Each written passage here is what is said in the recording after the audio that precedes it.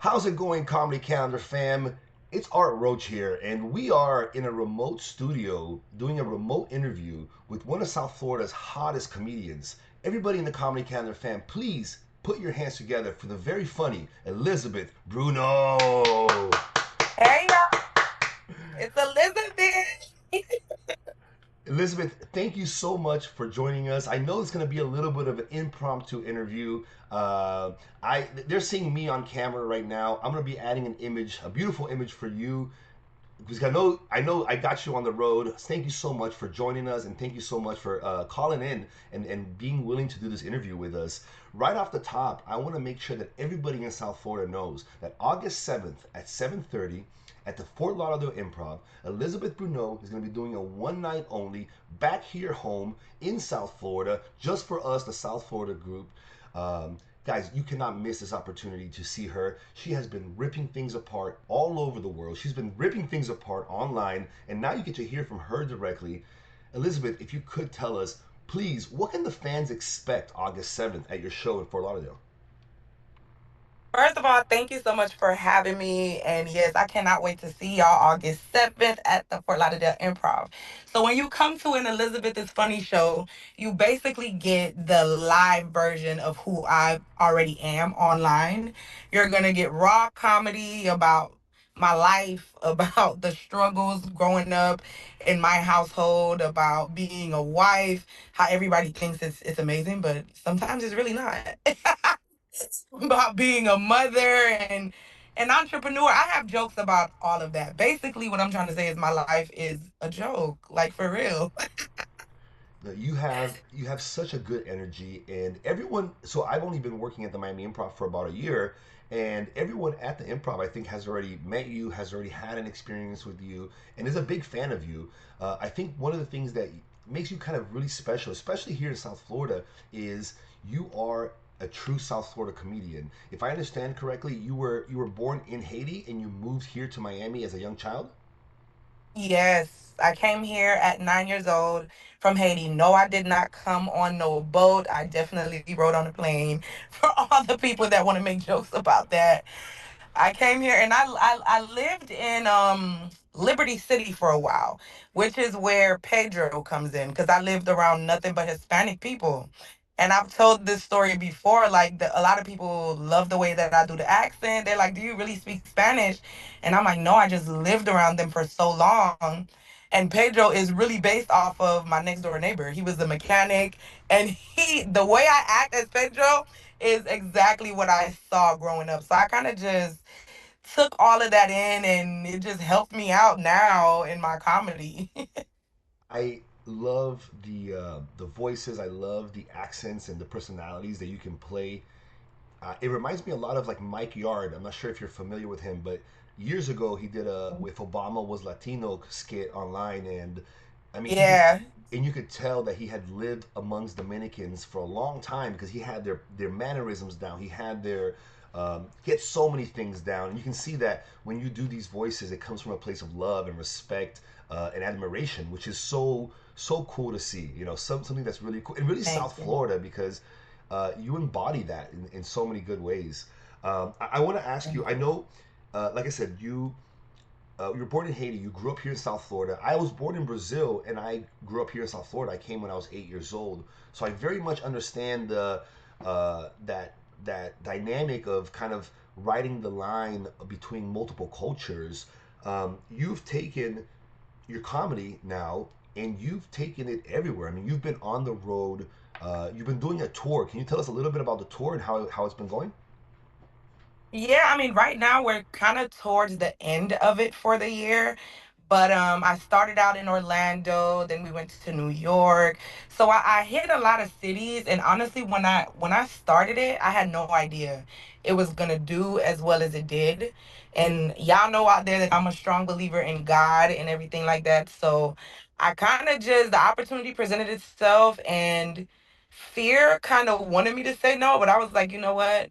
What's the worst that can happen? Let me just go for it. If tickets sell, they sell. If they don't, they don't. And in some cities, I didn't do as great, but in most of the places that I went, it completely sold out, which was mind blowing for me because I didn't even know I had that many fans outside of like Miami, you know? Cause you kind of like when you're from somewhere, you kind of box yourself in, like, okay, I'm just gonna sell tickets here. But there are people out there that really want to pay to see you. And I was so blessed to be able to witness and live that out. And I think you say it so beautifully because not only I mean I have the same sentiment. Like, will the things I'm doing here in Miami, will they translate? And I think for you specifically, for example, obviously not only are you someone who is, educated, you're a nurse. You've gone through Right. that whole kind of like school life and training. You also came here as a young child, so you lived a life of adversity and overcoming. You are a mother, like you said. You're a woman. You're a wife, and one of the things that's so refreshing to me is that with the embodiment of all that together, when you go out and do your comedy, it is still very positive comedy. I mean, you're praising your family, you're praising your husband, you're praising God. In every interview I saw about you, and every time someone asks you a question, you put God first, and I think that's such a beautiful sentiment, and it's such a and it obviously it's something that's helped you in the way of your comedy because when you put those things ahead, I think it multiplies, right? Your efforts are then multiplied. Those things that were very difficult become easy for you, or can become Definitely. easy for you. If you don't mind, speak a little bit about that, about your own personal style of comedy, because you are very much glorifying. You're never putting things down, even though you're making fun of them. Yeah.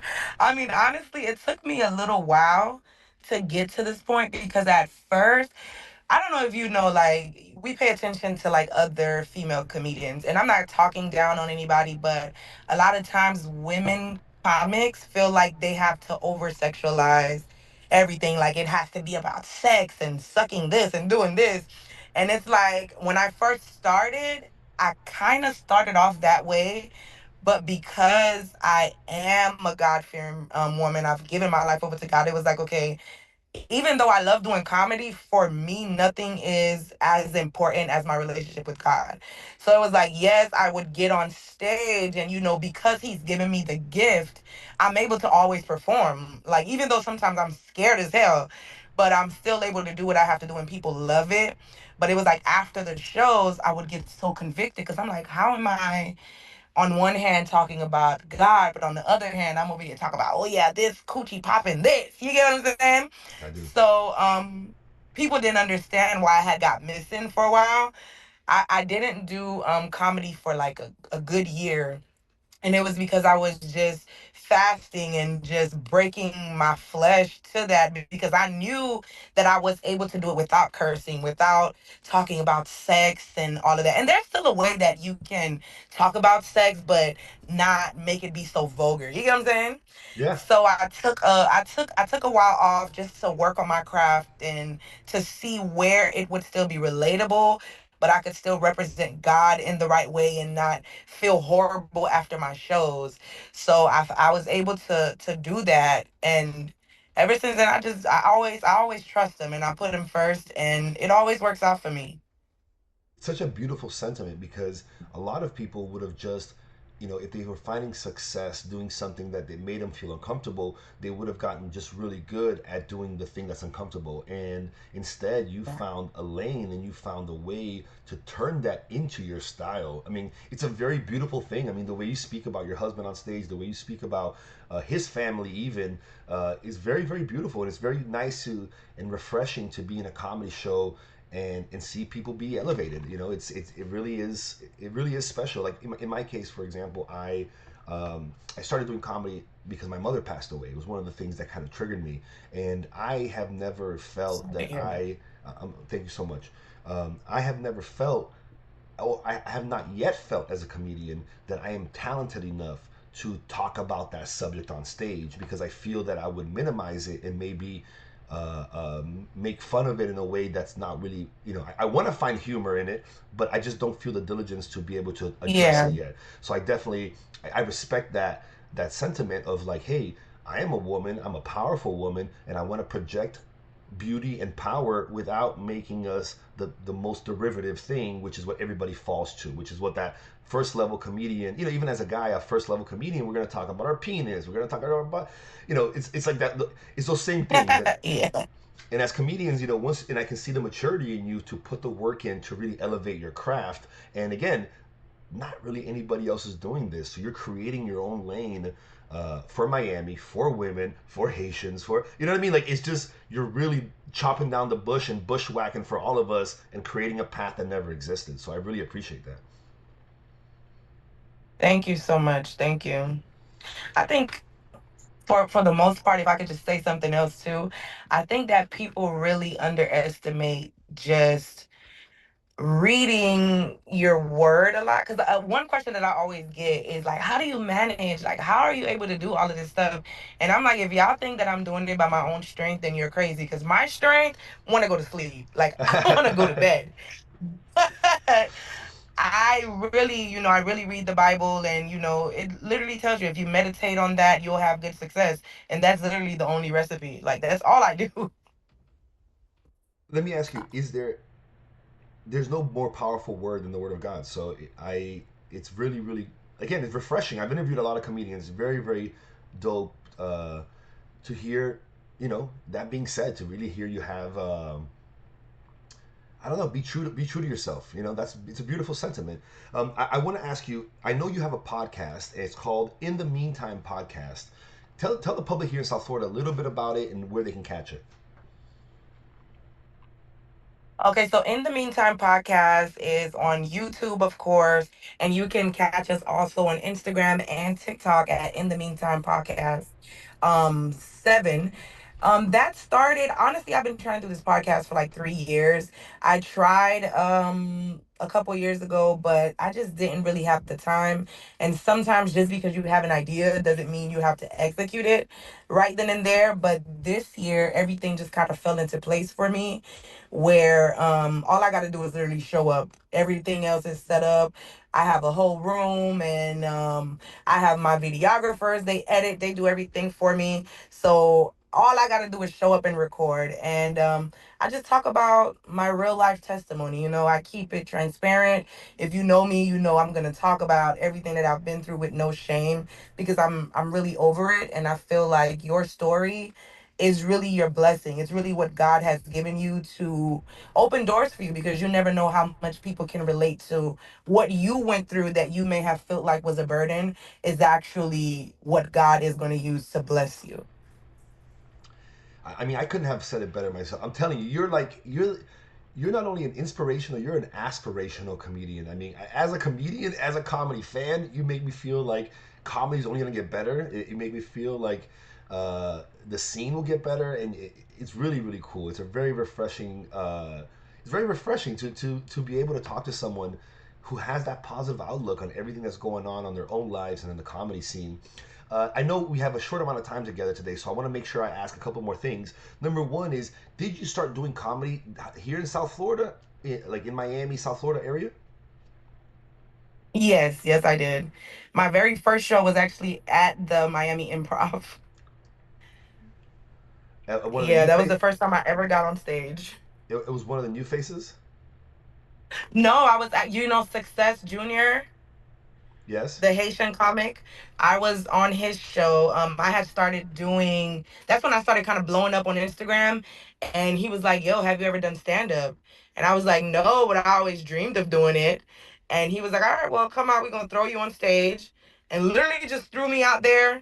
I Oh my forgot every God. single joke. Listen, I forgot everything that I had practiced, but I was able to basically improvise, and everybody was cracking up. And at the end of the show, they was like, "Girl, how long you been doing this?" I'm like, "This was my first day." Oh my God. Oh my God. That is such a, like, that's not how, just so you know, that's not how it usually happens with most people. It's not. I know. They don't get a I professional know. My comedian. story is different. They don't get a professional comedian to throw them on stage at the biggest club in town and then they murder. That's not how most people's stories usually go. But I mean, it shows that from there to where you are today, and obviously you're thinking ahead. You started off the interview, you were talking about how you're going back and looking at some of the cities where maybe the ticket sales weren't where you wanted, and coming back and looking for strategy there, it shows that you're looking ahead. It shows that you're Right. planning on improving on all the good work that you've already done, which is so cool. It's so, uh, again, as a South Florida comedian, watching someone like you who's put those miles and is really not even just put the miles, but is putting more miles. You're accelerating faster and faster. It's really really cool. It's really, you serve as kind of a role model for all of us. I do want to ask: are there any other South Florida comedians or comedy venues that you do want to shout out now that you've kind of gotten to that high level, that you look back and you want to shout them out? I mean, besides the Miami Improv, that's really the only place. The improvs are really the only places that I've performed at. Like, I haven't performed at any other Miami clubs, and it's crazy because that's another thing that's unlikely for those to have been my first shows. I'm so blessed for that. But I love the improv family. Like, I don't know if I'm able to say her name, but the manager of the Miami Improv was literally the first person that I feel like really gave me a shot and trusted in the work that I was putting in on social media and gave me a show. And ever since then, my first show sold out. Like my very first comedy show that I had on my own sold out. And yo, I cried like a slave on stage. I cried like a baby, bro, because it was just so overwhelming. And I'm so glad that she gave me that chance and that, God touched her heart to see my potential. And it's just been up ever since then. So big shout out to, can I say her name? She's gonna hate it, but absolutely. Big shout out to Melissa. That's my girl. That is my girl. I told her, I said, before I had an agent, you low key was my agent for real. Because she believed in me so much. And after I did that show, then she helped me with for Lauderdale Improv when I did it the first time. So I'm so thankful for her and I'm always gonna shout her out every chance I get. Amen. Amen. I mean, she is somebody who I understand exactly what you're saying, because she is someone who very much is my my counselor. She's the one that I reach out to with all my questions, and when I need encouragement, or even like with this podcast, she's someone who very much I treat as a barometer for what we're doing. So it makes me so happy anytime someone shouts her out. Everyone here in South Florida comedy knows her. She is the one behind the curtain. So, kind of the silent hand that moves us all. But I love to hear it. As you were saying it, I kind of got chill. Like I got kind of got my like goosebumps. I love hearing it. Um, yeah, it's she's the best. She's the best, and it makes me so happy Yeah. to know that. I mean, like I said before, like I heard a lot of good things about you from the staff, from her. When I found out I was going to be interviewing you, I went there and ran to her, and I'm like, I'm going to be interviewing Elizabeth, and she's like, you're gonna love her. Thanks. She's like, you're gonna love her. You're gonna love her. And then there's just so many That's my girl. there's a lot of similarities kind of in our stories. Uh, just being immigrants, coming into children, like. But of course, like in your case, like starting at the improv, selling out, starting on a professional Yeah. show, it's obvious that Yep. you have some rocket boosters strapped to you, and the grace with which you carry this responsibility, and you carry um, this task that God's put before you is beautiful. It really is really beautiful, and it motivates me. It's you are someone that I think I will often point to when I'm talking to other people, and they're kind of um, maybe sacrificing, or maybe they're talking about compromising their integrity, and I can say, wait, guys, no, Yeah. there's someone here you can point to as an example of someone who is increasing their integrity through comedy instead of chipping it away and doing the things that they don't want to do. Thank you so much. Yeah. I'm Thank you. I really appreciate that. Absolutely. I appreciate you being on this podcast. Now, before I let you go, very, very last thing. I know you have some shows coming up. The very next kind of, I know the tour is kind of wrapping up, but I do want to make sure to shout out. You have some shows coming up in LA or on the West Coast, if I understand correctly. Yes, I'll be in Burbank, California, and on August 19th, and then Pleasanton, California on the 20th. So I'm gonna do like a whole run on that side, and then on the 21st, I'll be in San Diego. Awesome. Awesome. So yeah, we'll definitely clip this up, and I'll put some images from those venues here on the clips and get them out. Uh, Elizabeth, thank you so much for joining us here on the Comedy Calendar. Is there anything else you want the Comedy Calendar family to know about your show on August 7th at 7:30 at Fort Lauderdale Improv before we let you go? Thank you for having me. And yes, just come ready to laugh. Come ready to have a good time. We're gonna talk about everything. If you are the child of an immigrant, even if you're not, and you have friends that are, because we all do, because immigrants are just like the best people in the world. Just come out. Make sure you get your tickets. VIP is already sold out, but we definitely have some general seatings left. I cannot wait to see y'all. It's always so amazing, to be. I'm sorry, someone is calling me. It's always amazing to see the fans and to do the meet and greets after and to see how much you guys relate to my story. I cannot wait to see y'all. Absolutely. Thank you so much again. And we and the Comedy Calendar fans, guys, reach out to me if you have any questions about the show. Let me know. I am actually trying to be there in person to meet you in person and to do some behind the scenes stuff and get some some footage and some pictures and stuff. Elizabeth, thank you again. Please go enjoy some time with your family. You've done all the hard work. The promo is now done. Enjoy yourself, and we will be seeing you at the Fort Lauderdale Improv August 7th at 7:30. Thank you so much. See y'all soon for Lauderdale. Talk to you soon. Bye bye. Bye bye.